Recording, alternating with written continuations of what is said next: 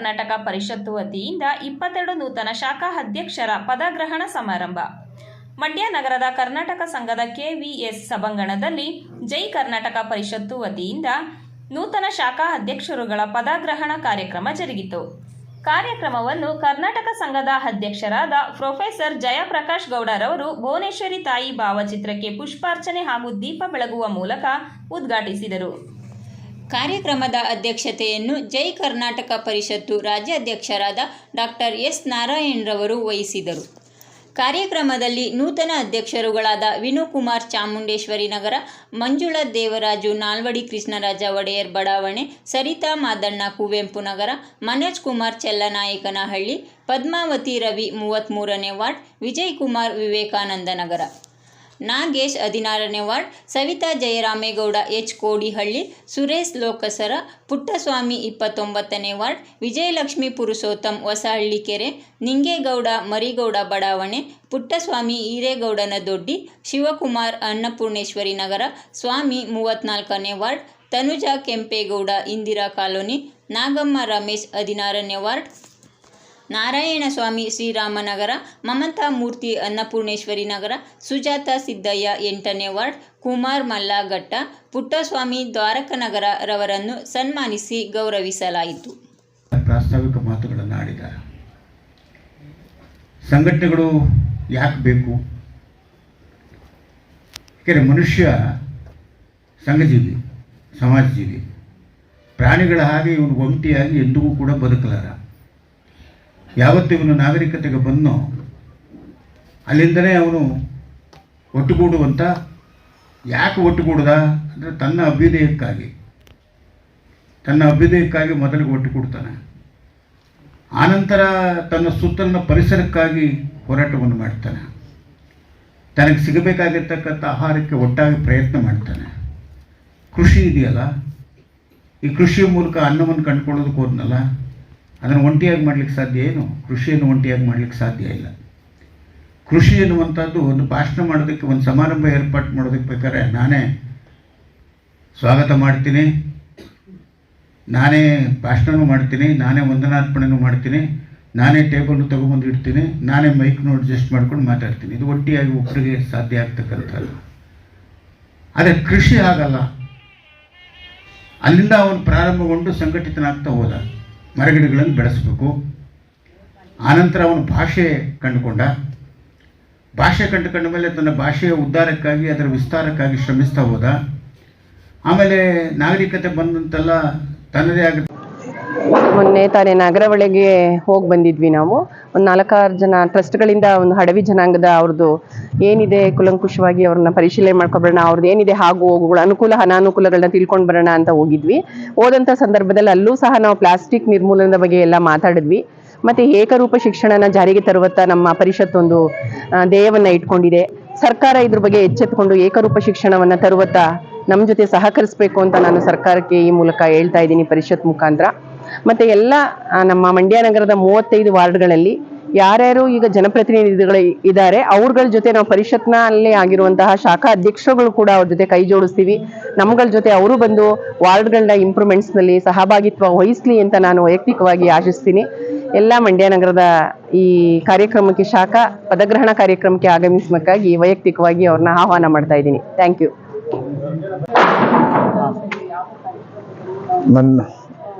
ನನ್ನ ಹೆಸರು ವೈ.ಕೆ. ಪುಟ್ಟಸ್ವಾಮಿ ಅಂತ, ನಿವೃತ್ತ assistant sub inspector of police, ಆಲಿವಾಸ, ದ್ವಾರಕಾನಗರ, ಮಂಡ್ಯ. ನಾನು ನಿವೃತ್ತನಾಗಿ ಈಗ 11 ವರ್ಷ ಆಗಿದೆ. ಈಗ ನನಗೆ ವಯಸ್ಸು 71 ವರ್ಷ. ಈ ದಿನ ನಮ್ಮ ಜೈ ಕರ್ನಾಟಕ ಪರಿಷತ್ನವರು ಶಾಖಾ ಅಧಿಕಾರಿಗಳ ಅಧ್ಯಕ್ಷರುಗಳ ನೇಮಕ ಕಾರ್ಯವನ್ನು ಹಮ್ಮಿಕೊಂಡಿದ್ದು, ಈ ದಿನ ನಾನು ಒಬ್ಬ ದ್ವಾರಕಾನಗರ ನಿವಾಸಿಯಾಗಿ ದ್ವಾರಕಾನಗರದ ಜೈ ಕರ್ನಾಟಕ ಪರಿಷತ್ನ ಶಾಖಾ ಅಧ್ಯಕ್ಷನಾಗಿ ಆಯ್ಕೆಯಾಗುತ್ತಾ ಇದ್ದೀನಿ. ಇದರ ಉದ್ದೇಶ ಕರ್ನಾಟಕದ ಜನರ ನಾಡು, ನುಡಿ, ಭಾಷೆ, ಪರಿಸರ ಸಂರಕ್ಷಣೆ, ಶಿಕ್ಷಣ, ಆರೋಗ್ಯ ಎಲ್ಲ ಇದರ ಬಗ್ಗೆನೂ ನಾವು ಹೋರಾಟ ಮಾಡಬೇಕಾಗಿದೆ. ಮತ್ತು ಪ್ಲಾಸ್ಟಿಕ್ ನಿಷೇಧದ ಬಗ್ಗೆಯೂ ನಾವು ಹೋರಾಟ ಮಾಡಬೇಕಾಗಿದೆ. ಇದರ ಬಗ್ಗೆ ಜಾಗೃತಿ ಮೂಡಿಸಲು ನಮ್ಮ ಜೈ ಕರ್ನಾಟಕ ಪರಿಷತ್ತು ಹೆಚ್ಚಿನ ಶ್ರದ್ಧೆಯಿಂದ ಈ ಕಾರ್ಯಕ್ರಮವನ್ನು ಹಮ್ಮಿಕೊಂಡಿರುತ್ತೆ. ಈ ಕಾರ್ಯಕ್ರಮ ಯಶಸ್ವಿಯಾಗಿ ನಮ್ಮ ಮಂಡ್ಯದ ಕರುನಾಡಿನ ಜನರ ಹೆಮ್ಮೆಯಿಂದ ಹೆಗ್ಗಳಿಕೆ ಪಾತ್ರರಾಗಲಿ. ನಾವು ಎಲ್ಲ ರೀತಿಗೆ ಶ್ರಮಪಟ್ಟು ದುಡಿಯೋಣ, ಶ್ರಮಿಸೋಣ, ಎಲ್ಲರಲ್ಲಿ ಜಾಗೃತಿ ಮೂಡಿಸೋಣ ಅಂತ ಹೇಳ್ತಾ ನನ್ನೆರಡು ಮಾತನ್ನು ಮುಗಿಸ್ತೀನಿ. ಜೈ ಕರ್ನಾಟಕ. ಎಲ್ಲ ಕನ್ನಡ ಮನಸ್ಸುಗಳಿಗೆ ನಮಸ್ಕಾರ. ಸ್ನೇಹಿತರೆ, ಏನಿವತ್ತು ಒಂದು ಅದ್ಭುತವಾದ ದಿನ ನಾವೆಲ್ಲ ಇವತ್ತು ಆಚರಿಸ್ತಾ ಇದ್ದೀವಿ ಕನ್ನಡಿಗರು. ಜೈ ಕರ್ನಾಟಕ ಪರಿಷತ್ ನಾರಾಯಣ್ ಅವರ ಅಧ್ಯಕ್ಷತೆಯಲ್ಲಿ ಜೈ ಕರ್ನಾಟಕ ಪರಿಷತ್ ಇವತ್ತು ಮಂಡ್ಯದಲ್ಲಿ ಇವತ್ತು 22 ಶಾಖೆಯ ಅಧ್ಯಕ್ಷರುಗಳು ಇವತ್ತು ನೇಮಕ ಆಗ್ತಾ ಇದ್ದಾರೆ. ಪ್ರತಿ ಒಂದೊಂದು ವಾರ್ಡ್ಗಳಲ್ಲೂ ಒಬ್ಬೊಬ್ಬರು ಅಧ್ಯಕ್ಷರು ಮಾಡಿ ಏನು ಎಲ್ಲ ಹಿರಿಯ ನಾಗರಿಕರು ಅವರು ರಿಟೈರ್ಡ್ ಆದ ನಂತರ ಏನವರು ಒಂದು ಕೆಲಸಗಳನ್ನು ಮುಗಿಸಿ ಈ ಏಜ್ನಲ್ಲಿ ಮನೇಲಿ ಕೂರೋ ಬದಲು ಅವರು ಸಹ ಈ ಒಂದು ಕನ್ನಡ ನಾಡಿಗೆ ಮತ್ತು ನಮ್ಮ ಜಲಕ್ಕೆ ಮತ್ತೆ ಹಲವಾರು ವಿಚಾರಗಳಿಗೆ ನ್ಯಾಯ ದೊರಕಿಸ್ಲಿ ಅಂತ ಹೇಳಿ ಅವರನ್ನ ಕರೆತಂದು ಅವರಿಗೆ ಒಂದು ಅಧ್ಯಕ್ಷಗಳನ್ನ ಮಾಡಿ ಅವರನ್ನೊಬ್ಬರು ನಾಯಕರನ್ನಾಗಿ ಮಾಡಿ ಏನ್ ನಮ್ಮ ಜೈ ಕರ್ನಾಟಕ ಪರಿಷತ್ ಮುಖಾಂತರ ಇಡೀ ಮಂಡ್ಯದಲ್ಲಿ ನಾಡು, ನುಡಿ, ಸಾಹಿತ್ಯ, ಕಲೆ, ಕ್ರೀಡೆ ಅಂತ ಹೇಳಿ ಹಲವಾರು ವಿಚಾರ ಕ್ಷೇತ್ರಗಳಲ್ಲಿ ಇವತ್ತು ಜನರಿಗೆ ಒಂದು ಒಳ್ಳೆಯ ಕೆಲಸ ಮಾಡೋದಕ್ಕೆ ಇವತ್ತು ಜೈ ಕರ್ನಾಟಕ ಪರಿಷತ್ ಮುಂದೆ ಆಗ್ತಿದೆ. ಬನ್ನಿ, ಆ ನಿಟ್ಟಿನಲ್ಲಿ ಇವತ್ತು 22 ಜನರ ನೂತನ ಅಧ್ಯಕ್ಷಗಳ ಶಾಖೆಯ ಉದ್ಘಾಟನೆ ಕಾರ್ಯಕ್ರಮಕ್ಕೆ ಎಲ್ಲ ಕನ್ನಡ ಮನಸ್ಸುಗಳು ಬಂದಿದ್ದಾರೆ. ಈ ಕಾರ್ಯಕ್ರಮ ಇನ್ನೂ ಹೆಚ್ಚು ಯಶಸ್ವಿಯಾಗಬೇಕು. ಪ್ರತಿಯೊಂದು ಮಂಡ್ಯ ಜನರು ಜೈ ಕರ್ನಾಟಕ ಪರಿಷತ್ ಜೊತೆ ಕೈ ಜೋಡಿಸಿ ಇನ್ನು ಹಲವಾರು ಒಳ್ಳೆ ಕೆಲಸ ಮಾಡ್ಲಿಕ್ಕೆ ಎಲ್ಲರೂ ನಮ್ಮನ್ನ ಪ್ರೀತಿಯಿಂದ ಸ್ವಾಗತಿಸಬೇಕು ಅಂತ ಈ ಮುಖಾಂತರ ಎಲ್ಲರೂ ಕೇಳ್ಕೊತೀನಿ. ನಮಸ್ಕಾರ ಎಲ್ಲರಿಗೂ. ನನ್ನ ಹೆಸರು ವಿಜಯಲಕ್ಷ್ಮಿ ಪುರುಷೋತ್ತಮ್ ಅಂತ. ನಾನು ಹೊಸಳ್ಳಿ 17ನೇ ವಾರ್ಡಿಂದ ಆಯ್ಕೆಯಾಗಿದ್ದೀನಿ. ಇಲ್ಲಿ ಸೇರಿರೋ ಉದ್ದೇಶ ಏನಪ್ಪಾ ಅಂತಂದ್ರೆ, ನಾವು ಮನೇಲೆ ಇದ್ದು ಪ್ರಪಂಚನೇ ನೋಡಿರ್ಲಿಲ್ಲ ಜಾಸ್ತಿ. ಈಗ ಈ ಸಂಘಟನೆಗೆ ಸೇರ್ಕೊಂಡು ಬಾವಿಯೊಳಗಿನ ಕಪ್ಪೆ ಆಗ್ಬಿಟ್ಟಿದ್ವಿ. ಈಗ ಆಚೆಗೆ ಬಂದು ನಾವು ತುಂಬಾ ನಾಡು, ನುಡಿ, ಆರೋಗ್ಯ, ಶಿಕ್ಷಣ ಇದ್ರ ಬಗ್ಗೆ ಎಲ್ಲ ತುಂಬಾ ತಿಳ್ಕೊತಾ ಇದೀವಿ. ಅದರಲ್ಲೂ ಎಸ್ ನಾರಾಯಣ ಅವ್ರ ಬಗ್ಗೆ ಹೇಳ್ಬೇಕು ಅಂತಂದ್ರೆ, ಅವರು ನಮ್ಗೆ ಅಣ್ಣ ತಮ್ಮಗಿನ್ನ ತುಂಬಾ ಹೆಚ್ಚಾಗಿದ್ದಾರೆ. ಏನಕ್ಕೆ ಆಗ್ಲಿ, ಒಂದು ಕುಟುಂಬದ ತರ ಒಗ್ಗೂಡಿಸಿ ಅವರು ನಮ್ಮನ್ನ ಅಣ್ಣ ತಂಗಿಗಿಂತ ಹೆಚ್ಚಾಗಿ ನಮ್ಮನ್ನ ನೋಡ್ಕೊತಾ ಇದ್ದಾರೆ. ಒಂದು ಕುಟುಂಬದ ಜವಾಬ್ದಾರಿನೇ ಅವರು ತಗೊಂಡು ಆ ತರ ನಮ್ಮನ್ನ ನೋಡ್ಕೊತಾ ಇದ್ದಾರೆ. ಇದಕ್ಕೆ ಬಂದು ಸಂಘಟನೆಗೆ ಸೇರಿರೋದಕ್ಕೆ ನನಗೆ ತುಂಬಾ ಸಂತೋಷ ಆಗ್ತಾ ಇದೆ.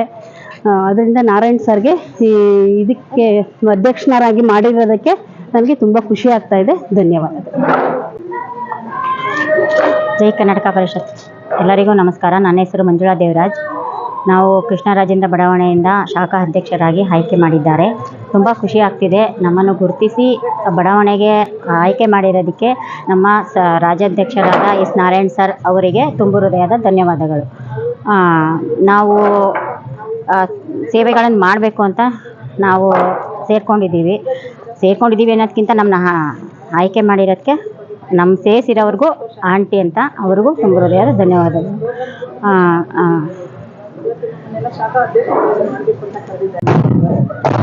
ನಮಸ್ತೆ ಎಲ್ರಿಗೂ. ನಾನು HB ಇಂದಿರಾ ಅಂತ, ವಿನಾಯಕ ಬಡಾವಣೆ ಶಾಖಾ ಅಧ್ಯಕ್ಷರು. ನಾನು ಜೈ ಕರ್ನಾಟಕ ಪರಿಷತ್ ಇದ್ದೀನಿ ನಾನು. ಮತ್ತೆ ನಾವು ಇದ್ರ ಬಗ್ಗೆ ಹೇಳ್ಬೇಕು ಅಂದ್ರೆ, ನಮ್ದು ಕನ್ನಡ ಮತ್ತೆ ಇದು ಸಾಹಿತ್ಯ, ಪರಿಸರ, ಶಿಕ್ಷಣ, ಆರೋಗ್ಯ ಅಂತ ಕಾನ್ಸೆಪ್ಟ್ ಇದೆ ಇದರಲ್ಲಿ. ನಮಗೆ ಇದು ತುಂಬಾ ಇಷ್ಟ ಆಯ್ತು.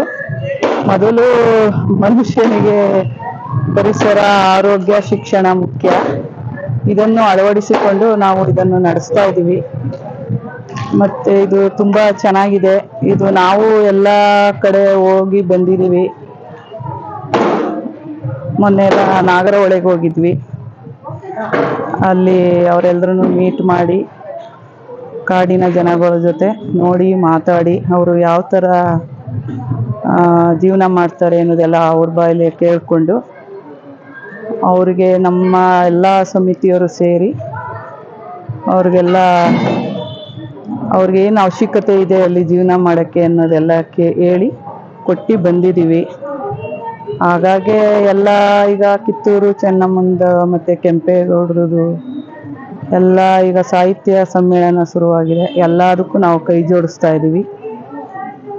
ನಮ್ಮ ರಾಜ್ಯಾಧ್ಯಕ್ಷರು ತುಂಬ ಶ್ರಮಪಟ್ಟು ನಮ್ಮೆಲ್ಲರ ಮೇಲೆ ತಂದಿದ್ದಾರೆ. ಅವ್ರಿಗೂ ನನ್ನ ವಂದನೆಗಳು. ಮತ್ತು KTV ನಮಸ್ತೆ. ಸಬ್ಸ್ಕ್ರೈಬ್ ಬಟನ್ ಮೇಲೆ ಕ್ಲಿಕ್ ಮಾಡಿ ಹಾಗೂ ನಮ್ಮ ಹೊಸ ವಿಡಿಯೋ ನೋಟಿಫಿಕೇಷನ್ಗೋಸ್ಕರ ಪಕ್ಕದಲ್ಲಿ ಕಾಣುವ ಬೆಲ್ ಬಟನ್ ಮೇಲೆ ಕ್ಲಿಕ್ ಮಾಡಿ ಹಾಗೂ ಲೈಕ್ ಮಾಡಿ, ಶೇರ್ ಮಾಡಿ, ಕಮೆಂಟ್ ಮಾಡಿ.